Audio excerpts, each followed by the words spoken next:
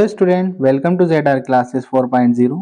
आज हम शुरू करेंगे क्लास 10th यूपी बोर्ड चित्रकला के मोस्ट इम्पोर्टेंट 10 क्वेश्चंस जो एग्जाम की दृष्टि से बहुत ही महत्वपूर्ण हैं। अगर आप इन क्वेश्चंस को कर लेते हैं तो मुझे उम्मीद है इनमें से बहुत सारे क्वेश्चन आपको पेपर में एज इट इज देखने को मिलेंगे। सभी को आपको पता होगा कि यूपी बोर्ड में 20 ऑब्जेक्टिव आना अनिवार्य है। तो आइए शुरू करते हैं हम आज का पहला क्वेश्चन। कला शब्द किस भाषा का है? तो ऑप्शन हमारा फर्स्ट है इसमें संस्कृत, सेकंड है हमारा हिंदी, थर्ड है हमारा फारसी और फोर्थ है हमारा पाली। तो कला शब्द जो है वो हमारा संस्कृत भाषा का शब्द है। तो ऑप्शन नंबर फर्स्ट इसका क्या हो जाएगा? सही आंसर। नेक्स्ट हमारा सेकंड क्वेश्चन चलते हैं। वर्ण का अर्थ है। ऑप्शन हमारा फर्स्ट है ध्वनि, सेकंड हमारा चित्र, थर्ड है हमारा रंग और चौथा है हमारा साफ रंग।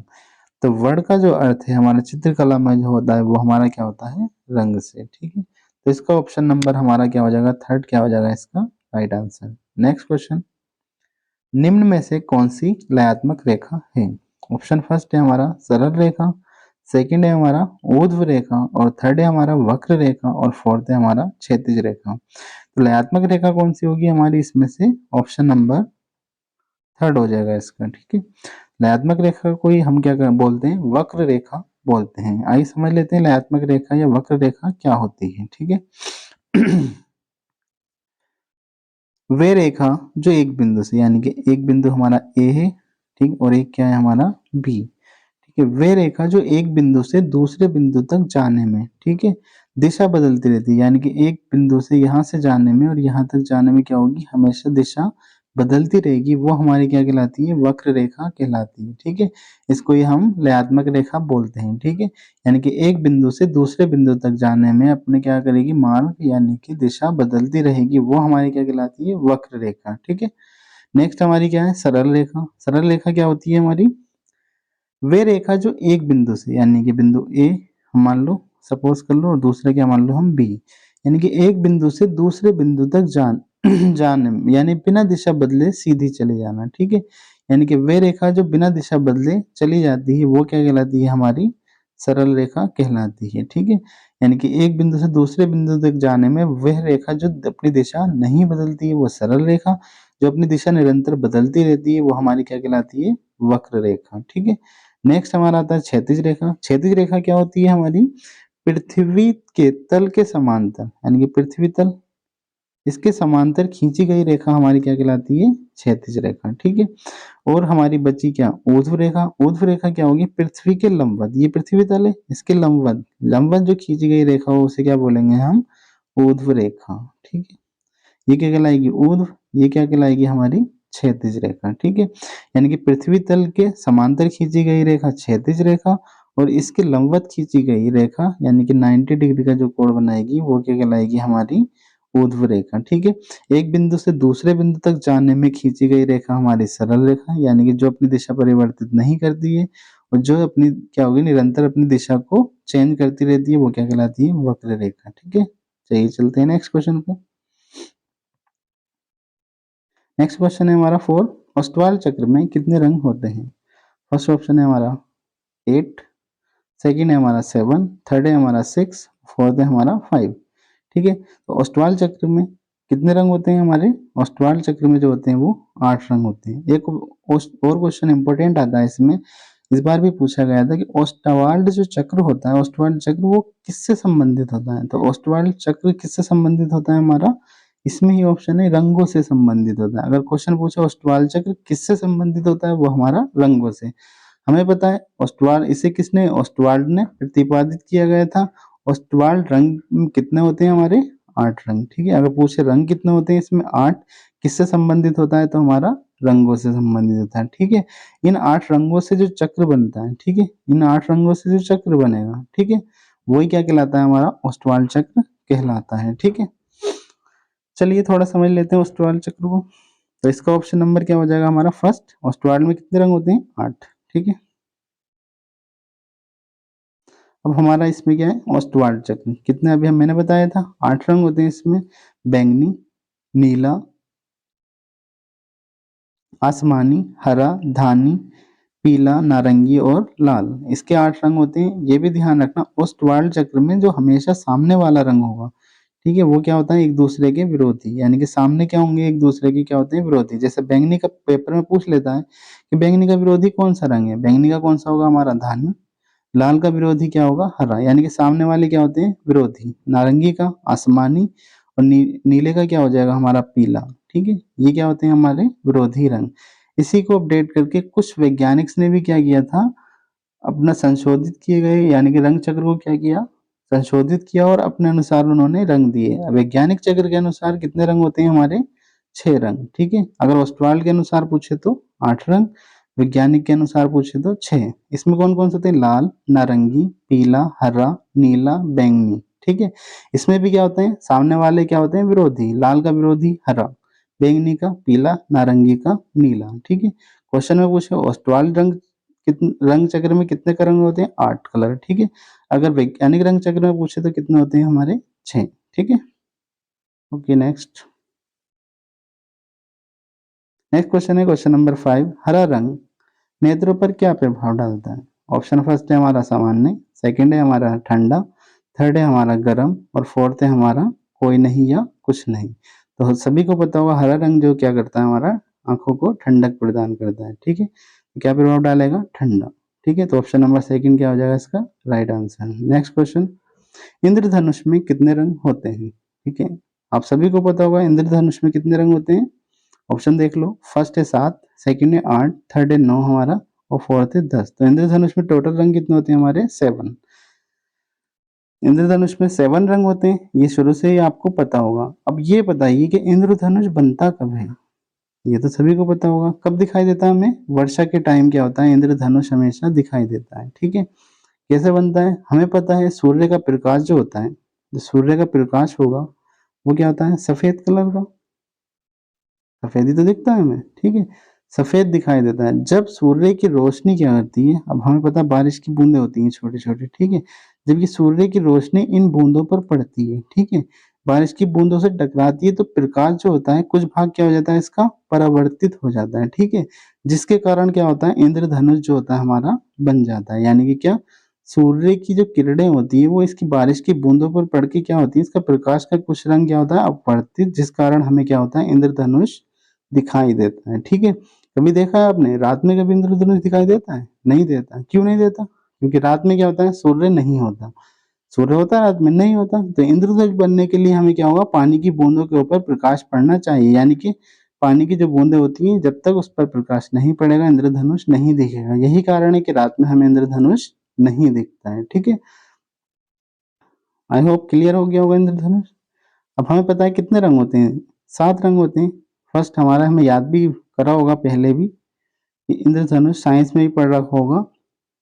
कितने होते हैं हमारे रंग इसमें 7 रंग। कौन-कौन से होते हैं? फर्स्ट हमारा क्या होता है वायलेट, इसे हम क्या विब की ओर से याद रखते हैं, VIBGYOR। वी फॉर क्या होता है हमारा violet, I for indigo, B for blue, G for green, Y for yellow, R for red, R for red हो गया, ओ फॉर क्या होता है ऑरेंज। ये हमारे क्या होते हैं 7 रंग। इससे हम क्या करते हैं इसको याद रख सकते हैं। इंद्रधनुष में कितने रंग होते हैं हमारे 7 होते हैं, ठीक है। अब ये भी पूछा जाता है क्वेश्चन विश्व में कुल कितने रंग होते हैं, विश्व में भी क्या होते हैं हमारे 7 रंग होते हैं, ठीक है। ये भी ध्यान रखना विश्व में भी जो होते हैं वो 7 रंग होते हैं। बस यही पूरे विश्व में जितने भी हमारे ये रंग है ये हमारे क्या होते हैं विश्व में, ठीक है। चलिए चलते हैं नेक्स्ट क्वेश्चन पे। क्वेश्चन नंबर 7 है हमारा, कौन सी पेंसिल से बनाई गई रेखा हल्की होती है, ठीक है। फर्स्ट ऑप्शन है 9H, सेकंड है HB, थर्ड है हमारा 2B, फोर्थ है हमारा 4B। तो कौन सी पेंसिल से बनाई गई रेखा हल्की होती है, तो हमारी कौन सा हो जाएगा इसमें ऑप्शन नंबर फर्स्ट 9H से बनाई गई रेखा क्या होती है हल्की। और अगर क्वेश्चन में पूछे कि काली कौन सी ज्यादा होती है काली, तो वो क्या हो जाएगा हमारा ऑप्शन नंबर बी। हल्की रेखा क्या हो जाएगी हमारी इसमें ऑप्शन नंबर ए। हल्की रेखा जो होगी वो हमारी 9H पेंसिल से बनती है, इससे क्या बनती है हमारी अधिक काली रेखा या डार्क रेखा जिसको बोलेंगे, ठीक है। तो इसका नंबर क्या हो जाएगा ऑप्शन नंबर फर्स्ट, इसका क्या हो जाएगा राइट आंसर। चलिए चलते हैं नेक्स्ट क्वेश्चन पे। निम्न में से कौन सी बनाई गई रेखा अधिक काली होगी, कौन सी पेंसिल से बनाई गई। अभी मैंने बताया था आपको निम्न के जो हमारी काली रेखा होगी वो कौन सी पेंसिल से होगी हमारी 4 बी। यानी कि कौन सी पेंसिल से बनाई गई रेखा अधिक काली होगी हमारी, वो कौन सी होगी हमारी 4 बी। ठीक है, चलिए चलते हैं नेक्स्ट क्वेश्चन। सफेद का विरोधी रंग कौन सा है? सफेद का विरोधी ऑप्शन फर्स्ट है हमारा काला, सेकंड है नीला, थर्ड है आसमानी और फोर्थ है हमारा नारंगी। तो सफेद का विरोधी रंग जो होता है वो हमारा क्या होता है? काला रंग। अब विरोधी रंग तो सभी को पता होगा क्या होते हैं। विरोधी रंग क्या होते हैं? जो रंग प्राथमिक प्राथमिक व द्वितीयक, यानी कि दोनों रंगों के, यानी प्राथमिक रंग प्लस द्वितीयक रंग, इनके जो मिश्रण से बनते हैं वो क्या बनते हैं? हमारे विरोधी। ठीक है, इनके मिश्रण से जो बनेंगे वो हमारे कौन से बनेंगे? विरोधी रंग। ठीक है, प्राथमिक व द्वितीयक रंगों के मिश्रण से जो रंग बनते हैं उन्हें क्या बोलते हैं हम? विरोधी रंग बोलते हैं। अब ये समझ लीजिए प्राथमिक रंग क्या होते हैं। प्राथमिक जिन रंगों में कोई रंग नहीं मिला होता है। ठीक है, प्राथमिक रंग क्या होते हैं? जिनमें कोई रंग नहीं मिला होता है, या फिर क्या होते हैं जो किसी मिश्रण द्वारा प्राप्त नहीं किया जाते हैं। ठीक है, यानी कि जिसमें कोई रंग नहीं मिला था। क्वेश्चन में पूछा था प्राथमिक रंग होते कितने हैं? प्राथमिक होते हैं हमारे 3। ये ध्यान रखना, क्वेश्चन में बहुत पूछा जाता है प्राथमिक रंग कितने होते हैं? 3। फर्स्ट होता है हमारा इसमें कौन कौन से हैं? वो लाल, पहला लाल। ठीक है, ये भी प्राथमिक है हमारा। दूसरा होता है पीला और थर्ड होता है हमारा नीला। ठीक है, ये तीनों क्या है? हमारे प्राथमिक रंग। प्राथमिक रंग क्या होते हैं? जो बिना किसी मिश्रण के बनते हैं वो हमारे क्या कहलाते हैं? प्राथमिक रंग। समझ लो द्वितीयक रंग क्या होते हैं हमारे? द्वितीयक रंग क्या होते हैं? द्वितीयक द्वितीयक रंग क्या होंगे? जो दो प्राथमिक से, यानी कि दो प्राथमिक से जो बनेंगे वो हमारे क्या कहलाते हैं? द्वितीयक रंग। जो दो प्राथमिक रंगों से मिलकर जो बनते हैं वो हमारे क्या कहलाते हैं? द्वितीयक रंग। ठीक है, अब द्वितीयक रंग जैसे हमारा लाल, लाल, ठीक है, रेड, इसमें अगर हम क्या करें? पीला मिला दें। ठीक है, अभी रुको एक सेकंड। लाल, ठीक है, लाल में क्या करें हम? पीला मिला दें। ठीक है, अब हमें पता है लाल भी अभी मैंने बताया प्राथमिक रंग है और पीला भी क्या है? प्राथमिक। इससे जो बनेगा वो कौन सा बनेगा? हमारा नारंगी। ठीक है, नारंगी बनेगा, यानी कि लाल प्लस लाल से और पीला मिलाकर क्या बनेगा? नारंगी। लाल हमारा प्राथमिक, पीला प्राथमिक, जो बनेगा वो क्या कहलाएगा? हमारा द्वितीयक रंग। ठीक है, अब ये क्लियर हो गया होगा। प्राथमिक रंग जो होते हैं जो बिना किसी मिश्रण के बनते हैं किसी कलर के, वो हमारे प्राथमिक रंग कहलाते हैं। प्राथमिक अगर पूछे तो कितने होते हैं? हमारे 3 रंग। ठीक है, उसके बाद द्वितीयक रंग कौन से होते हैं? द्वितीयक जो होंगे वो दो प्राथमिक रंगों के मिश्रण से जो बनेंगे, यानी कि प्राथमिक रंगों के एक मिश्रण से जो बनेंगे वो हमारे क्या कहलाते हैं? द्वितीयक रंग कहलाते हैं। ठीक है, आई होप क्लियर हो गया होगा सभी की। तो विरोधी रंग क्या होगा? जो हमारा क्या होगा? प्राथमिक और द्वितीयक रंगों के मिश्रण से बनता है वो क्या कहलाते हैं? हमारे विरोधी रंग कहलाते हैं। ठीक है, इसका ऑप्शन नंबर क्या हो जाएगा? फर्स्ट। ठीक है, चलिए नेक्स्ट चलते हैं नेक्स्ट क्वेश्चन पे। तटस्थ रंग है, निम्न में से कौन सा तटस्थ रंग है? ऑप्शन फर्स्ट है हमारा लाल पीला, सेकंड है नारंगी हरा, थर्ड है हमारा काला, काला एवं सफेद, फोर्थ है हमारा इनमें से कोई नहीं। ठीक है, तो इसका ऑप्शन हमारा क्या हो जाएगा? काला एवं सफेद।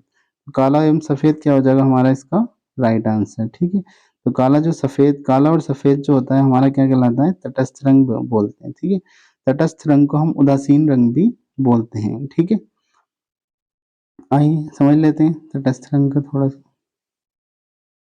तटस्थ रंग को हम क्या बोलते हैं? उदासीन रंग, जैसा अभी मैंने आपको बताया था। ठीक है, वे रंग जिनका उपयोग किसी रंग को हल्का और गाढ़ा करने के लिए किया जाता है। ठीक है, यानी कि वे रंग जिनका उपयोग किसी रंग को हल्का या गाढ़ा करने के लिए किया जाता है उनको क्या बोलेंगे? उदासीन रंग या तटस्थ रंग बोलते हैं। अब उदासीन रंग कौन कौन से होते हैं?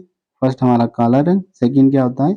सफेद रंग। ये इंपॉर्टेंट क्वेश्चन है, इसको ध्यान रखना, तटस्थ रंग से पूछ लेता है। ठीक है, सफेद रंग और काला रंग क्या कहलाते हैं? हमारे तटस्थ या उदासीन रंग होते हैं। ठीक है, यानी कि हम क्या करेंगे इसका उपयोग करके, यानी कि हरे में क्या मिलाया? सफेद, हरे और सफेद मिलकर क्या बनेगा? हल्का हरा, और हरा प्लस काला मिला दें तो क्या बनेगा? वो गहरा हरा। ठीक है, यही क्या कहलाएंगे? हमारे तटस्थ रंग। वे रंग जिनका उपयोग किसी रंग को हल्का और गाढ़ा करने के लिए किया जाता है उन्हें हम क्या बोलते हैं? तटस्थ रंग बोलते हैं, ठीक है। आज के हमारे 10 क्वेश्चन हुए कंप्लीट। अब मैं होमवर्क के लिए तुम्हें एक क्वेश्चन देता हूँ, इसका हमें कमेंट्स में आंसर बताएं कि उसका क्या क्वेश्चन क्या आंसर होगा, ठीक है। क्वेश्चन है हमारा, रंगों का राजा किस रंग को कहा जाता है, ठीक है। तो इसका सभी लोग मुझे आंसर दें कमेंट्स में, ठीक है। और वीडियो को हमारे लाइक करें, सब्सक्राइब करें, ठीक है। ठीक है, thank for watching this video.